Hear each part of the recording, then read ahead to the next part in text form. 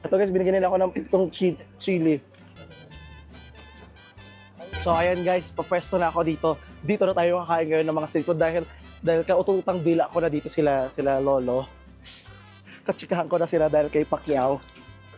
Kumusta yaman? Chile. Chile? Al pescado, eso era. So yung sili kanina, prenito nila. Kaya hindi ko alam anong gagawin nila. Tingnan natin anong gagawin nila. So, ito guys, binigyan nila ako ng itong chili. Tama natin. Mucho picante?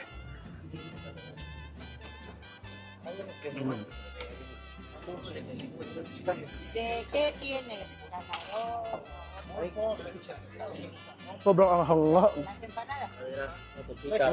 Gracias. Sobrang anghang nga. Grabe.